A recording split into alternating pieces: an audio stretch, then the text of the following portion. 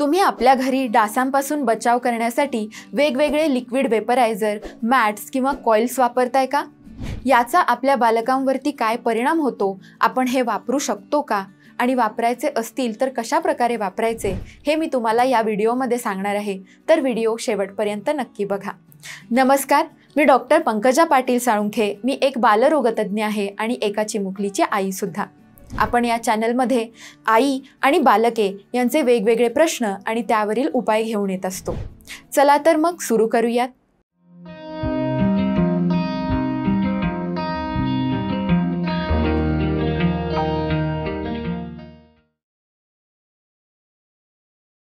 बाजारामध्ये अनेक प्रकारचे लिक्विड वेपरायझर, मॅट्स आणि कॉइल्स मिळतात. हे आपल्या बाळासाठी सेफ आहेत का? तर या लिक्विड वेपरायझरमध्ये ॲलेथ्रिन, पॅराॲलेथ्रिन आणि परमेथ्रिन हे घटक असतात. हे बाळाच्या आरोग्यासाठी घातक नसतात, परंतु यांचा वापर करताना काही प्रिकॉशन्स घ्यायला हव्यात. तर त्या प्रिकॉशन्स कोणत्या? पहिली प्रिकॉशन म्हणजे जेव्हा बालक एका रूममध्ये असतं तेव्हा शक्यतो त्या रूममधला लिक्विड वेपरायझर आपण बंद करायला हवा. म्हणजे बाळ जेव्हा त्या खोलीत नसेल तेव्हा आपण त्याचा वापर करू शकतो आणि ते बंद करून नंतर आपण बाळाला त्या रूममध्ये आणू शकतो.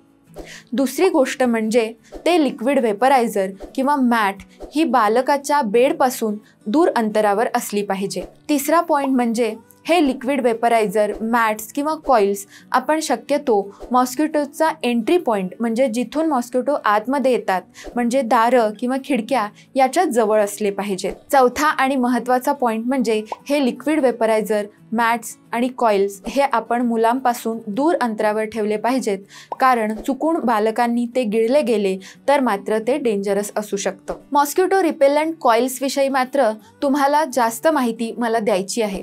ती म्हणजे ह्या रिपेलंट कॉइल्समधून एक प्रकारचा स्मोक बाहेर येत असतो.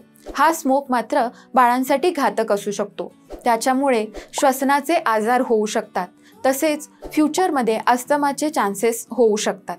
तर या कॉइल्सचा वापर आपण कधी करू शकतो? जेव्हा मच्छर किंवा डासांचा प्रादुर्भाव खूप जास्त असेल तेव्हा आपण वापरू शकतो. यांचा वापर करत असताना ते शक्यतो बाळांपासून दूर जिथे मॉस्किटोचा एंट्री पॉईंट आहे तिथेच फक्त वापरायचे, म्हणजे डोअर्स आणि विंडोजच्या इथेच वापरायचे. शिवाय याची विशेष काळजी घ्यायची गोष्ट म्हणजे ज्वलनशील पदार्थांपासून या कॉइल्स लांब ठेवल्या पाहिजेत, जेणेकरून फायरचा धोका टाळला जाऊ शकतो. या प्रिकॉशन्स घेऊन तुम्ही लिक्विड वेपरायझर, मॅट्स आणि कॉइल्स आपल्या बाळासाठी वापरू शकता. ही माहिती जास्तीत जास्त पेरेंट्सपर्यंत पोहोचवा आणि अशाच हेल्पफुल आणि इन्फॉर्मेटिव्ह व्हिडिओसाठी डॉक्टर मॉमी चॅनलला नक्की सबस्क्राईब करा. धन्यवाद.